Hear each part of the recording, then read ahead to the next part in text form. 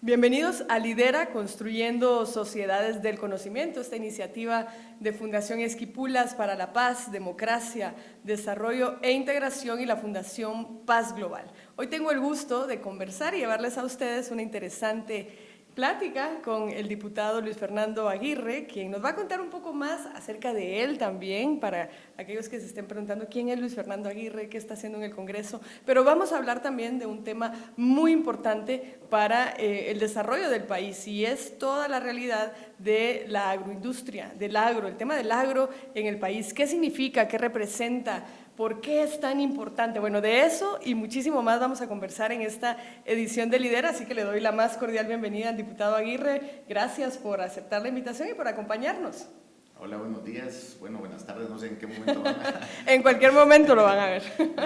No, le agradezco bastante, te agradezco, Como quiera, como quiera. Pues gracias por el espacio, realmente muy interesante, muy bonitas las instalaciones del recorrido. Estamos empezando a ver este programa, me estaba contando. Esto lo grabamos en la sede de la Fundación Esquipulas, por cierto. ¿No? Bonito. Y pues básicamente, para hablar un poquito del agro, habría que meter a todo el país. A ver, pero ahí ya se me brincó. Ya vieron que a propósito no nos quiere contar quién es Luis Fernando Aguirre. Mi familia ha sido ganadera.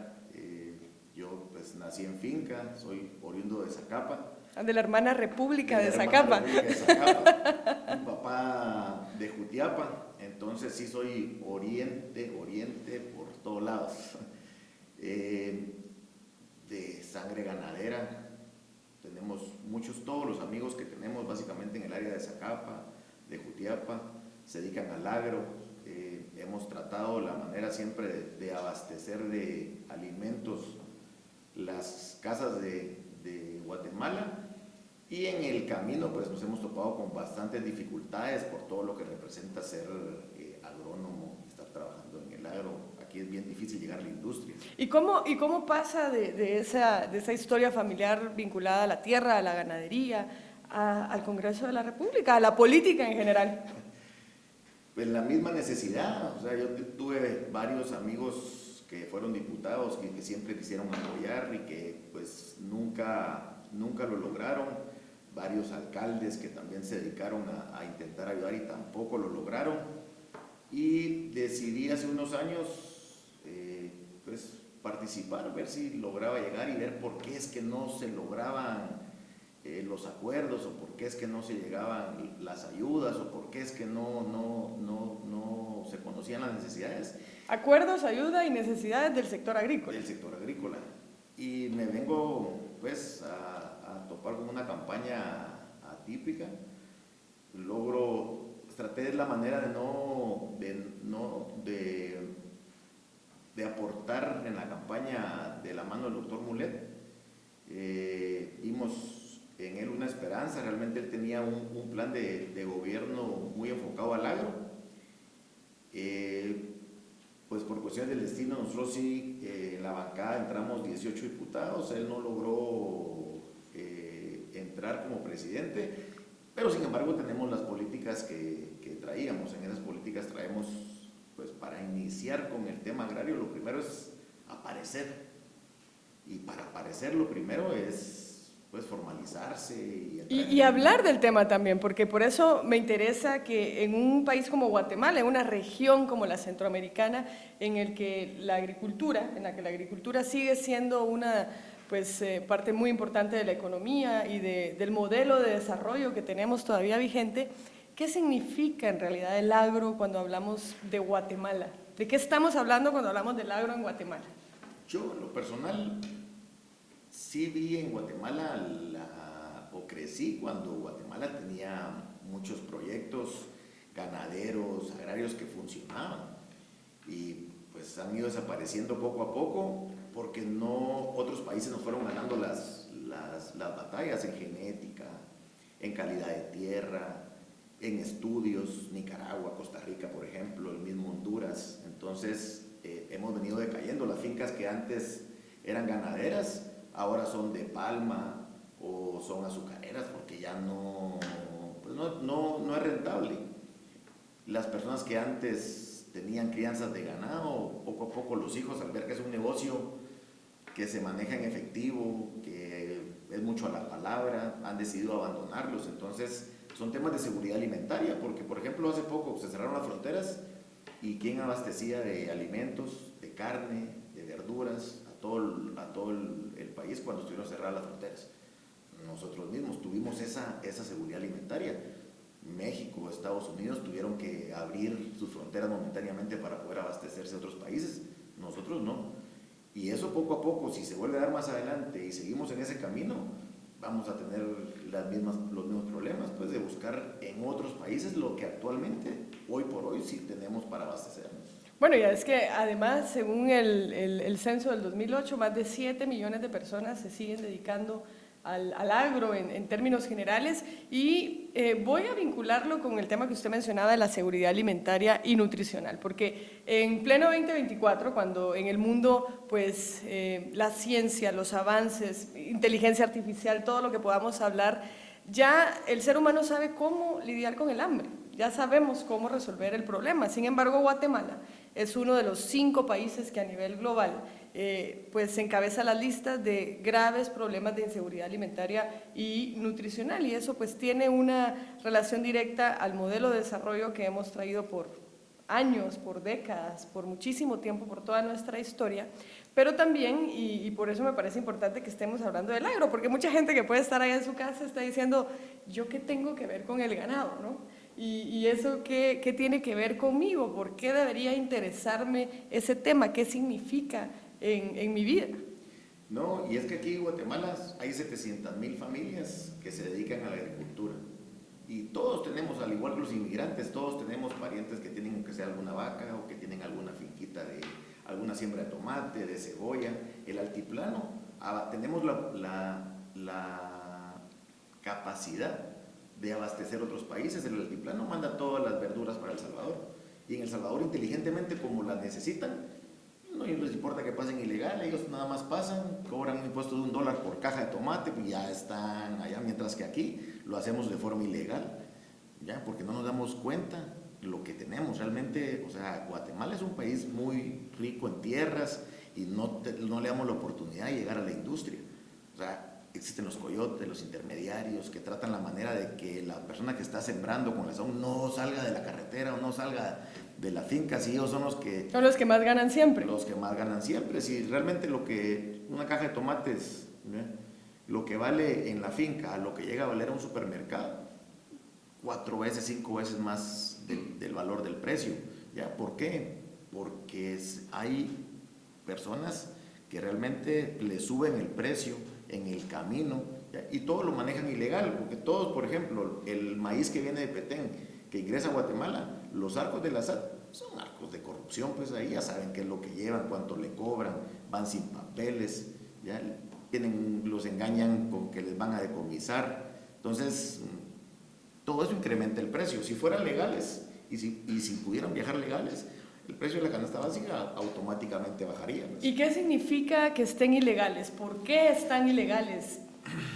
Es un problema que viene que no han podido, por ejemplo, no han podido legalizar el dinero porque las personas en el campo no tienen educación de contabilidad, ¿ya? Y a toda la gente les interesa tenerlos así. A los que están sembrando no saben realmente, manejan las cosechas, les dan anticipos por las cosechas para que puedan trabajar, y los que les suben el precio son las personas que van en todo el camino, los intermediarios, coyotes, ¿ya? Entonces, con eso nosotros lo que intentamos es abrirle la mente al agricultor, tratar de llegar directamente a ellos y que sean ellos los que puedan trabajar para llegar al consumidor final, quitar todos esos escalones que han habido en medio, y eso lo que va a hacer es la disminución automáticamente de la canasta básica.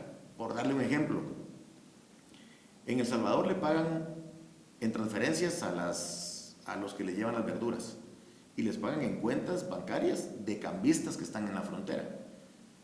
Y los cambistas sacan el dinero y lo pagan a los tipos de cambio que quieren, 7, 7.10, 6.90 o a lo que quieran, ¿ya? Y ahí van con el dinero de regreso para el altiplano, con riesgos de que se lo roben, que si les encuentran el dinero les quiten parte del dinero, ¿ya?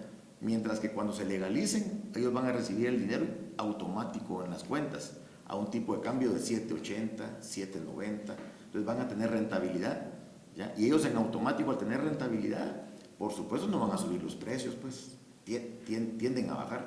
Entonces son cosas que hoy por hoy los usureros, los intermediarios no quieren que el agricultor sea el que tenga los beneficios, ¿ya? Y lo que es comerciante puede después ir a comer casas, carros o lo que quieran, pero el agricultor debiera ser el que reciba los beneficios reales de los precios que verdaderamente se pagan en el mercado. Bueno, y escuchándolo, recordaba también, bueno, con la democracia, que estamos ya caminando a 40 años de esta etapa reciente de la democracia, y en los avances que hemos tenido en las últimas décadas, hay una mayor bancarización de la gente, es decir, todavía es insuficiente, pero por supuesto es más alta de lo que era hace 20 años. Y me llama la atención que sigamos hablando de informalidad y de ilegalidad en un sector tan importante para la economía del país, que representa buena parte del PIB todavía. Cuando vemos los datos, a veces tenemos hasta 2 celulares por persona. Entonces, hay un contraste ahí entre una realidad de interconexión muchísimo más profunda en pleno 2024, cuando todavía estamos diciendo que el agro sigue funcionando como ha funcionado hace 300 años, hace 200 años. Bueno, y puede mejorar, o sea, realmente el tema económico, hoy por ejemplo en la región no somos competitivos, ¿ya? Porque por ejemplo México, Honduras, Nicaragua, dan subsidio a la ganadería, dan subsidio a la agricultura, porque saben, ellos ya tienen identificado que es necesario. Aquí no. Aquí no hay subsidios Aquí no hay subsidios, ¿ya? Entonces, ¿por qué? Porque realmente la cadena, ¿ya? En los eslabones que tiene el principio de la cadena, que es la tierra, que es el agro, hasta ahí no llega el subsidio, ¿ya? Y si llega en casos de corrupción, para eso sí lo ocupan, ¿ya? Pero realmente apoyo aquí a la ganadería o apoyo al agro no existe, pues. Entonces en otros países sí. Lo que hablábamos económicamente, no estamos a nivel de competir en precios, no podemos exportar ni siquiera legalmente, porque no competimos en la región. En otros lados en donde hay algún subsidio no pueden ser los mismos precios aquí, que cobran el 25% de impuestos, pues, ¿ya? Porque aquí no somos exentos. Entonces es de ubicar realmente, ¿ya? Y ponerle un impuesto único, bajo, que sí sea rentable, no porque el negocio no sea rentable, sino porque económicamente no es competitivo en la región. Entonces, esa es una de las iniciativas que usted está promoviendo para enfrentar esta situación. O sea, ¿cómo se llama la ley? ¿Qué pretende entre el impuesto y otros beneficios que vendría a traer? Nosotros lo que queremos es fortalecer el sector bancariamente. Los bancos no prestan dinero a quien tiene, que es lo que la gente dice. O sea, bueno, es que en nuestros países lo solemos decir, para que a uno le den un préstamo, tiene que ir al banco y demostrar que no lo necesita, ¿no? Tiene que llevar el colateral de la casa, del carro, de las escrituras y todo. Entonces, mire, debe dinero, pero en realidad no lo necesito, ¿no? Para que se lo den. Así es, pero no es eso lo que buscan los bancos, porque los bancos no es que busquen quedarse con la casa o con el carro. No es un negocio. No es un negocio. Lo que buscan los bancos es ver que el negocio sea rentable y que funcione. Que tenga flujos de capital. Tenga flujos de capital. Entonces, ¿cómo hace eso? Demostrando los mismos que compran y venden, pagan impuestos sobre las utilidades y demuestran contablemente por años que el negocio es rentable. Claro, amparado con todo lo que los bancos piden, pero el primer paso es demostrar que el negocio es rentable, no es algo porque no sería un negocio de comprar la casa, comprarla más barata, y ese no es el negocio de los bancos realmente. El negocio de los bancos es que sí le paguen y que devuelvan el dinero. Hoy por hoy están esos usureros que le llaman los colombianos, que a los mercados y a todas las personas que están en la informalidad les prestan con amenazas de muerte. Sin garantías, pero con amenazas de muerte. Claro, pero ¿a qué intereses? Al 10%, al 35%, al 25%, mientras que ¿Al día, semanal, mensual? Al mes, o sea, le cobran un interés como el 3 o el 5% diario, si se ponen a ver, y le pagan y ahí mismo le vuelven a dar con su mismo dinero, están jugando. Entonces cuando hacen cuentas pagan un dineral y eso va reflejado en la canasta básica, porque ¿quién más? ¿De dónde? Mientras que ya estando formales y pagando un impuesto, ¿ya? Ellos pueden acceder a créditos, a microcréditos, en donde la tasa de interés da al 8% anual. ¿Ya? Si el dinero lo ocupa 15 días, va a pagar casi nada, pues, ¿ya? Entonces, realmente a eso es a lo que estamos tratando de enfocar, ¿ya? Que sí llegue la industria al agro, ¿ya? Que sí puedan acceder a créditos, que puedan acceder a genéticas, que puedan acceder a fertilizantes, que puedan acceder, o sea, porque hoy por hoy los que se aprovechan son los intermediarios y los usureros. Ellos son los que están realmente en medio del negocio. Bueno, y estoy casi segura que hay mucha gente que nos está escuchando y paralelo a que está escuchando esta realidad del agro, están pensando en esos pueblos casi fantasmas que se han quedado sin gente, que por alguna razón también las tierras han dejado de ser productivas, que no cuentan con estos subsidios o este apoyo más del gobierno y que han dejado sus tierras, y lo vemos en cifras muy concretas de la cantidad de gente, no solo de Guatemala, sino de Centroamérica, del Triángulo Norte, como le llaman, Guatemala, El Salvador y Honduras, pero de Guatemala específicamente, que se van a buscar otras oportunidades a Estados Unidos, y básicamente hay pueblos que se están quedando sin gente, hay también migrantes climáticos, que el cambio climático ha afectado muchísimo el rendimiento de las tierras, y si a eso le sumamos un abandono por muchísimos años de parte de una visión política de desarrollo del Estado y del gobierno en sí, pues nos da toda esta receta para un mal resultado, ¿no? Entonces, con esto de formalicemos el sector, que entre a pagar impuestos, ¿qué significa esto de que paguen impuestos? ¿Van a estar igual que están otros sectores de la economía del país, o qué es lo que se plantea? Hablando un poco de eso y de la migración, le voy a dar un ejemplo claro, hablando de migración. Con esto lo que nosotros pretendemos es formalizar el sector. Ahorita se aprobó la ley del IRTRA. Y en la ley del IRTRA, pues, parte era modificar un poco la ley de compras que ellos tienen para poder ser más eficientes en sus compras. Y han demostrado ser muy buenos en esos rubros. Y había que cambiar ciertas sillas que antes, cuando inició el IRTRA, tenían, y ahora ya son otras sillas las que ocupaban. En algún momento se habló de incluir al agro como beneficio. No, fue una mala palabra, no, al agro no, porque ellos nunca han pagado, y entonces ese tipo de cosas son las que más adelante podrían... Los otros sectores sí y el agro no. El agro no, o sea, aparte de todo, estamos hablando de la seguridad alimentaria y no tiene ningún tipo de beneficios. Y en el tema de migración, el ejemplo claro es, si por ejemplo Guatemala en sus políticas pudiera darles visas de trabajo a guatemaltecos para que se fueran legales, ¿ya? Hoy por hoy, las personas que se van ilegalmente pagan entre 80 y 100 mil quetzales para poder llegar a Estados Unidos de una forma ilegal. Cada vez es más caro y más riesgoso. Esto de formalizarnos es lo mismo, ¿ya? Claro, se van a quedar sin negocio, ¿quiénes? Los que tienen el negocio ilegal, que son los que se ganan los 80 y 100 mil quetzales y hacen que ese costo de llegar a Estados Unidos sea alto. Es lo mismo en esto. El costo de llegar del campo a la mesa va a disminuir, porque ya no van a pagar esos 80 mil quetzales que pagaban para ir a Estados Unidos, que es lo que pagan de la finca, digamos, hasta el mercado, que los camiones les quitan dinero en el camino, que al efectivo, que al esto, o sea, es exactamente lo mismo. Legalizar el poder llegar de la finca a la mesa, es lo mismo que legalizar llegar de Guatemala a Estados Unidos. Esos 80 mil quetzales es lo que se estarían ahorrando aquí, por darle el ejemplo de más o menos lo que está haciendo. Y educar al volver rentable los negocios, la gente no debería emigrar, abandonan los tierras porque no es rentable, o porque se van porque le quedaron a deber dinero al usurero, se van huyendo, o porque le robaron la cosecha, o porque se les quitó la SAT en el camino. O sea, ese tipo de cosas es por los cuales también la gente migra, pues. Y me gusta esa figura que de hecho, cuando se habla de política pública en materia de seguridad alimentaria y nutricional, es una figura que se utiliza para generar ese vínculo con la gente, ¿no? Del campo a la mesa. Es decir, es algo que tiene que ver con todos nosotros, aun cuando la gente allá diga, yo qué tengo que ver con el campo, ¿no? Yo trabajo en servicios, yo no tengo que ver con esto, pero creo que un ejemplo reciente que vivimos todos fue la pandemia. Cuando se cerró todo, cuando todo se acabó, ¿verdad? No había manera de movilizar la comida.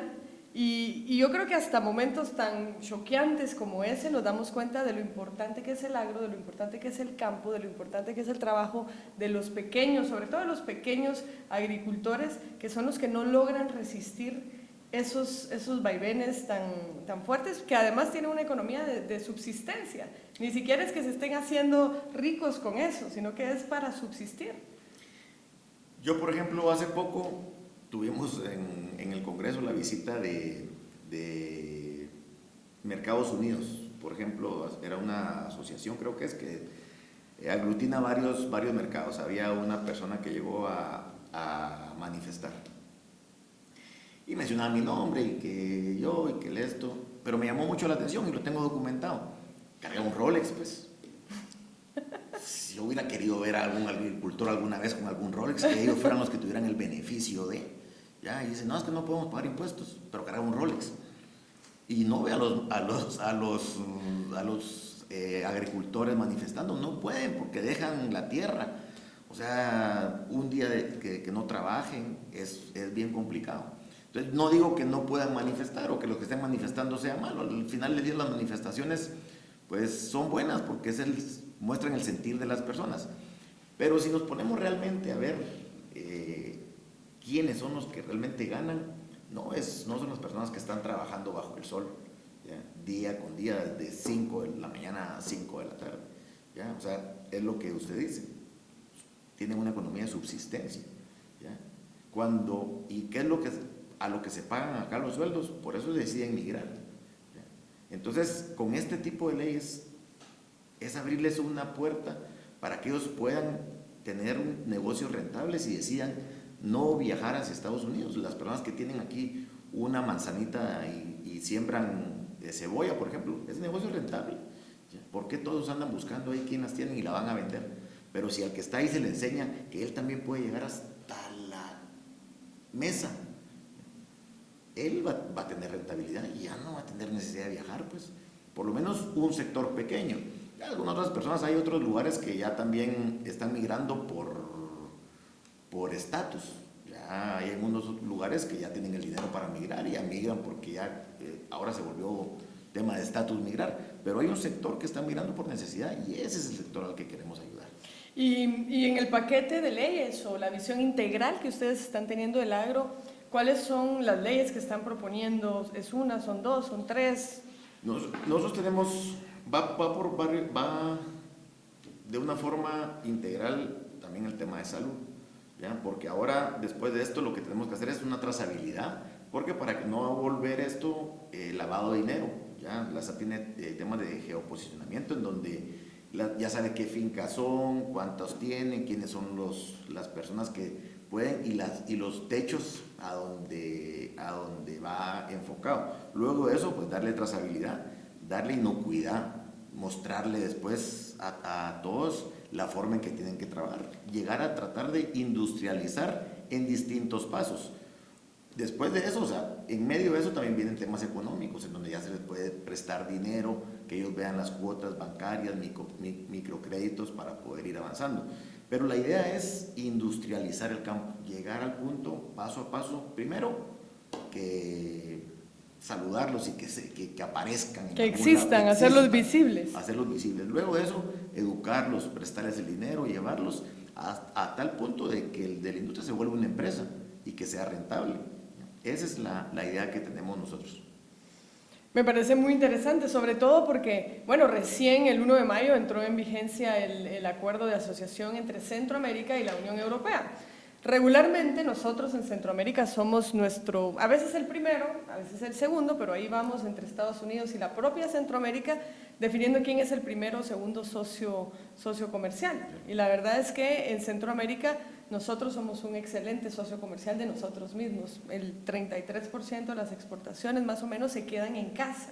Y si vemos todo esto, cuando he estado cerca de formulación de políticas públicas, de MIPYMES, del agro y demás, algo que siempre piden es acceso a mercado, acceso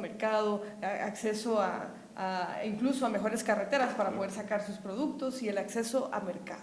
Y todavía tenemos ahí muchísimo camino que recorrer, pero tenemos entonces un instrumento como un acuerdo de asociación con la Unión Europea que quita aranceles para una gran cantidad, sino para la mayoría de productos, pero aún tenemos que lidiar con esta informalidad del sector, con esta ilegalidad que menciona usted, y evidentemente podríamos pensar que quienes están en contra de esto pues son todos los intermediarios que están en este negocio, ¿no? Que yo creo que muchos de estos temas están siempre en la estratosfera, les digo yo, no porque la gente no quiera, sino porque tienen que sobrevivir todos los días, no tienen tiempo y recursos probablemente de estar metiéndose en todos estos temas.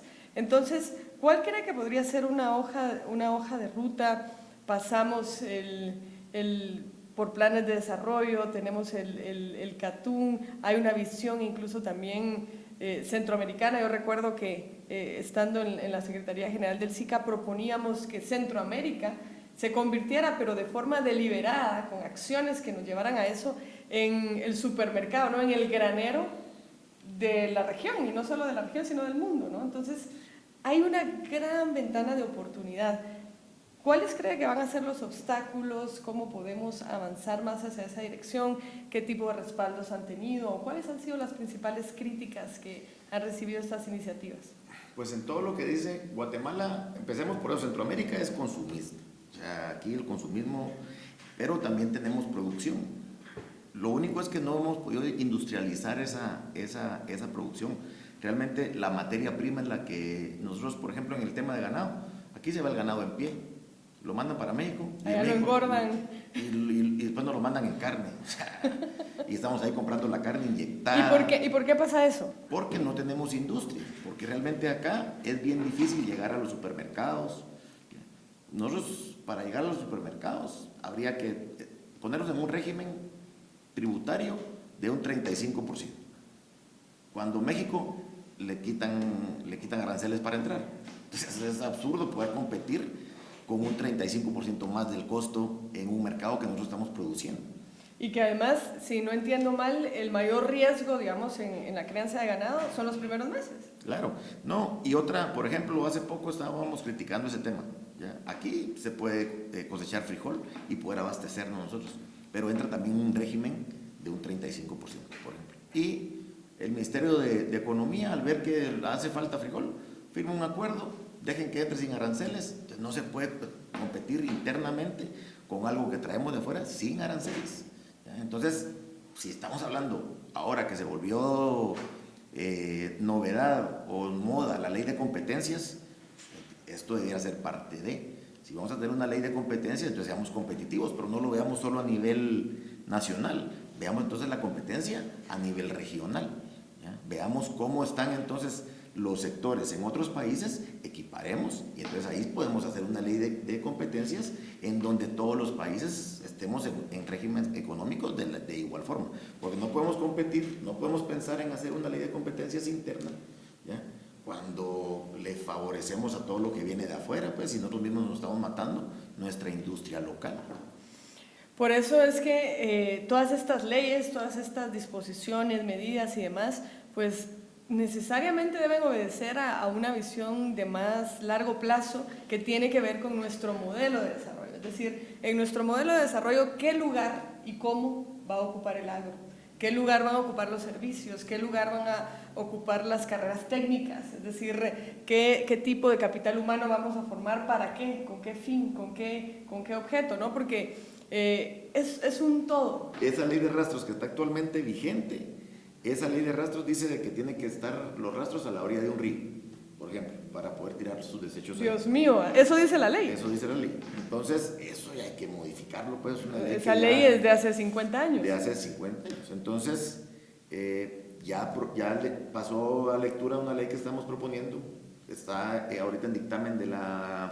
Esa lleva dictamen en conjunto, porque lleva dictamen de ambiente, lleva dictamen de salud y lleva dictamen de agricultura, porque la licencia para rastros la da el MAGA, pero ahora lo que estamos proponiendo es que los rastros tengan planta de tratamiento, y la planta de tratamiento, la licencia la da el Ministerio de Ambiente, ¿ya? Y como son temas de inocuidad, Entonces, hay otra licencia adicional que la da salud. Entonces, esa necesita dictamen en conjunto y los dictámenes en el Congreso pues llevan su lapso de tiempo que estamos esperando que nos pasen los dictámenes para ya empezar con el trámite de primera, segunda, tercera lectura y que aprobarla por artículos, que es otra que digamos que va vinculada con la de protección animal.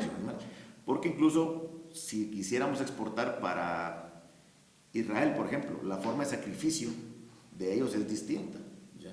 Entonces ellos ven todos los temas de protección animal, la forma en que van los animales en la manga para matanza, la forma en que hay que el desangre, o sea, son cosas que ya hay que tomar en cuenta para la exportación. Entonces es un paquete que estamos viendo que esperamos que nos dé tiempo en este año, porque ahorita también viene el receso parlamentario, que pues nos faltan 3 sesiones, en las cuales ahorita lo más importante que habría que ver son infraestructura vial y la ley de competencias, que es algo que se está viendo, y algunas de ambiente que también vamos a promover que sean rápidas. Hay alguna agenda social porque cada bancada también lleva su línea de trabajo. Algunas bancadas llevan salud, otras bancadas llevan ambiente. Nosotros en este caso, la bancada Cabal, nos estamos enfocando en el tema agro. Pero un tema que si bien agro, pero en realidad como nos acaba de explicar, refleja cómo funciona en términos muy concretos y prácticos la intersectorialidad. Es decir, aquí hay algo que tiene que hacer ambiente, hay algo que tiene que hacer el MAGA, hay algo que tiene que hacer otro ministerio. Es decir, no es algo que se pueda ver en solitario y aislado. Es decir, 2024 estamos todos más conscientes de lo que significa la protección de nuestros ecosistemas, de los ríos, de los bosques y demás, y nosotros seguimos teniendo una ley de rastros que dice que hay que tener el rastro a la orilla del río para echar todo lo malo ahí, para seguir contaminándolo. Imagínense, quizá si muchos de nosotros fuera un rastro, no volveríamos a comer en la vida. Carne, no, y aparte la forma en que sacrifican, la forma en que trasladan las reses de las fincas a los mercados. Con una crueldad absoluta. No, y aparte de eso, el mismo pick-up, digamos, que lleva las reses, que van defecando en el camino, ahí van la carne de regreso, o sea, un tema de inocuidad. Ahora, ahí también trae la carne ya. No, si le muestro videos, se vuelve vegetariana en automático. Y aparte de eso, los rastros municipales hoy por hoy no existen, ya nunca les invirtieron, y con esto lo que nosotros pretendemos hacer es rastros público-privados, en donde las municipalidades hagan un convenio y sean estos rastros tecnificados los que les brinden el servicio, ya, porque igual lo tienen que tener las municipalidades en sus acuerdos. Bueno, vemos en esta realidad, pues no muy agradable, diría yo, de todo lo que nos comenta el diputado, pues la clara señal del abandono que ha habido del Estado, de la ausencia del Estado en muchos temas importantes para nuestro desarrollo, que si bueno, nos ponemos a ver a detalle, en realidad es casi todo, es un abandono casi total, son varias décadas de no dar seguimiento a cosas que fueron buenas en su momento y que tenían una visión clara de ese desarrollo y que ahora hay que retomar. Qué bueno que se estén retomando todos estos temas, sobre todo porque si consideramos la política como la gestión del espacio público que todos compartimos, eso es verdaderamente una comunidad, y por eso a nosotros en este espacio de Lidera nos parece importante llevar este tema del agro. Probablemente es un tema que se separa un poco de los que hemos abordado regularmente, pero eso del campo a la mesa me parece muy importante para que comprendamos que todos vivimos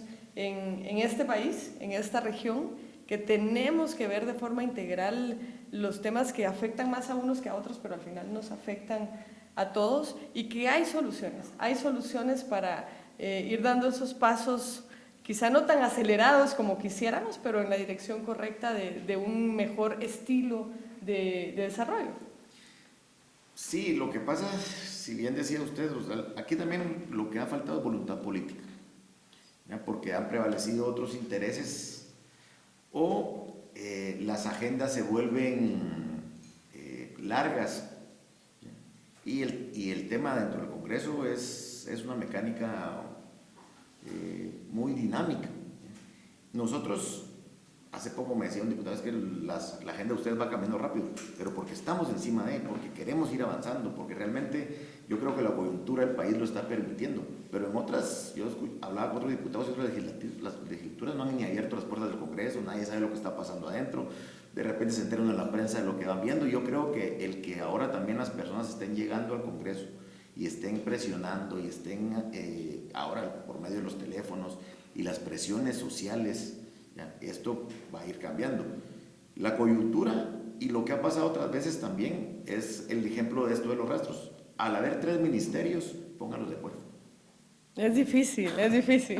¿Ya? Entonces, pero yo creo que ahora existe la apertura de poder ir caminando, como bien decía, aunque sea pasos pequeños, pero tratar de ir avanzando. Lo que no se ha avanzado en otras oportunidades. La tecnología ha venido a ayudarnos muchísimo, ¿ya? A poder tener esos avances. Yo creo que Guatemala tiene ahorita la oportunidad de poder cambiar, no dar un giro de 180, pero de ir avanzando a 45 grados, ahí nos vamos moviendo y vamos viendo cómo le vamos cambiando el rumbo, que veníamos en picada, ¿ya? Pero yo siento que ha sido la voluntad política la que ahora va a cambiar este tema, y espacios como este en donde le damos a la población la información que necesita para poder ir cambiando el tema. La pandemia nos vino a cambiar la forma de pensar. Antes en los mercados ver las reses colgadas ahí llenas de moscas y todo era lo normal. Dame este pedacito de carne y ahí cortaban y todo. Ahora ya el empacado al vacío, ya saber de dónde viene, ya la trazabilidad, ya el tema de ver también las verduras de dónde son, con qué químicos, ya leer. Ahorita viene una ley de etiquetado. Etiquetado frontal de alimentos. Ya, que también va, porque al final del día, lo hablamos en alguna época, ahora la muerte no es para todos. O sea, y esto es parte porque la educación, el querer alimentarse mejor y tener la seguridad alimentaria garantizada, es parte de los compromisos que tiene el gobierno, y nosotros pues vamos en esa línea.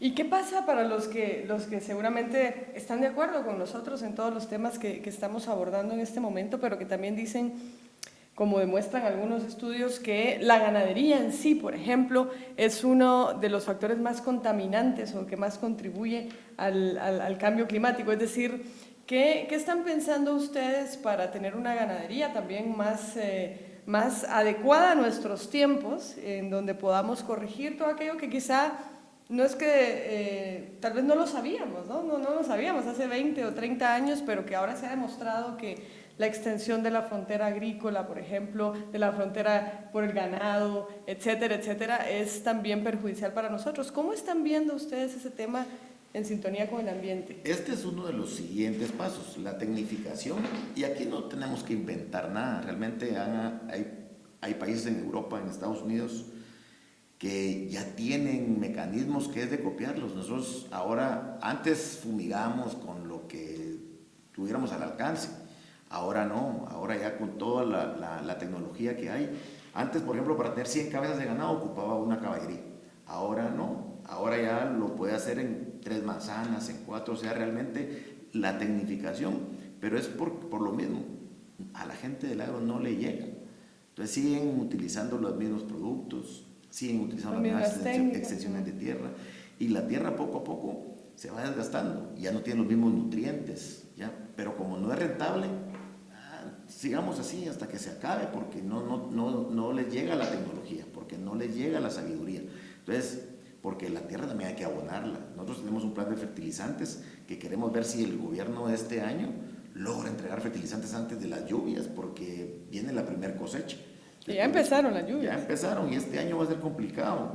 Tenemos el fenómeno del niño, el mismo año vamos a tener el fenómeno de la niña, o sea, aquí van a venir lluvias, sequías, lluvias, inundaciones. Sí, este año va a ser bien complicado. Entonces, ¿cómo apoyar a esa gente? ¿Cómo llegar para que no pierdan sus cosechas? Para que puedan rentabilizar lo poco que puedan tener, sin que usureros sean los que tengan el acceso a. Y ellos, si pierden, pues se quedan sin nada y les toca migrar. Y esa es la realidad que está pasando en el país. Cosas que el agro no interesa, claro que interesa. ¿Ya? O sea, a todos nos interesa el agro, es parte de la seguridad. ¿Qué haríamos si un día en el supermercado o en el mercado no hay nada?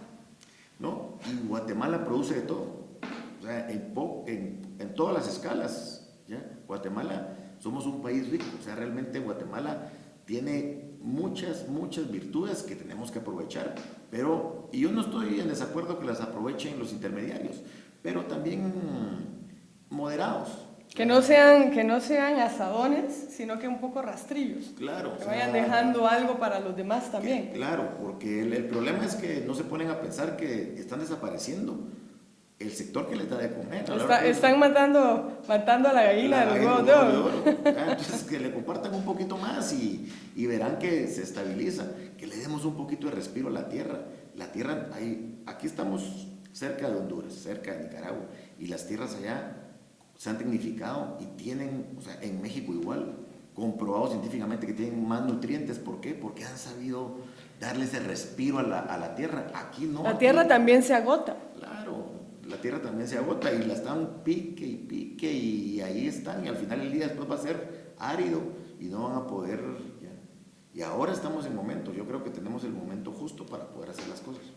Bueno, pues mire, muchísimas gracias. Creo que hemos aprendido muchísimos temas hoy, pero también visto en perspectiva cuáles son las propuestas que están sobre la mesa para tener al agro más presente, visible, decía usted, con mayores posibilidades de estar en un modelo de desarrollo, en un estilo, en una visión por lo menos de desarrollo muchísimo más acorde a la realidad que vivimos, al abandono que se ha tenido en los últimos años, pero también a lo que queremos lograr, ¿verdad? Creo que cuando sabemos a dónde queremos llegar, es más fácil escoger un camino, ¿no? Porque si no, cualquier camino lo lleva a uno. Claro. Si no, uno no sabe a dónde quiere ir. No, y realmente es cuestión de costumbre, porque también el gobierno se acostumbró a esto está bien así y que siga caminando, pero no ha estado bien. Entonces, pues la idea también es hacerle un llamado a todas las autoridades que le pongan atención realmente a lo que está pasando en el tema climático. Este año va a ser bien complicado y tratar la manera de generar esa voluntad política para poder ir dando los pasitos que necesitamos. Yo le agradezco el espacio, el tiempo, y pues estamos para servirle, y en lo que pues podamos hacer de manera integral, ¿ya? Con las relaciones de Centroamérica, y poder ir informando, porque al final del día lo que intentamos es informar, que la gente se dé cuenta de los problemas que estamos teniendo, para que vayan tomando conciencia y tratar de ir cambiando el rumbo del país.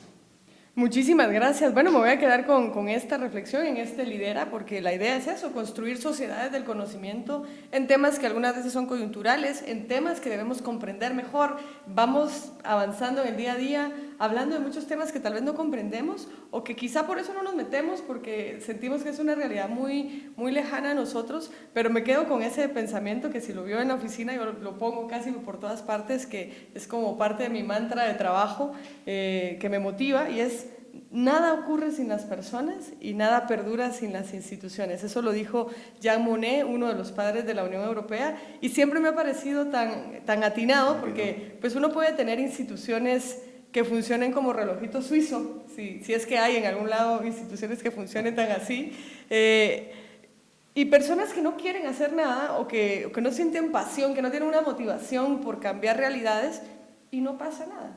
Y uno puede, por el contrario, tener instituciones pues con tantas debilidades y áreas de mejora como las centroamericanas, las latinoamericanas, las guatemaltecas, pero con gente que quiera llegar a cambiar algo, las cosas también pueden moverse un poquito y cambiar. Así que le agradezco muchísimo, le deseo muchos éxitos, y también estamos para servir en lo que podamos sumar y multiplicar esfuerzos por ese país y esa región que queremos construir. Esto ha sido Lidera, construyendo sociedades del conocimiento, de Fundación Esquipulas y Fundación Paz Global.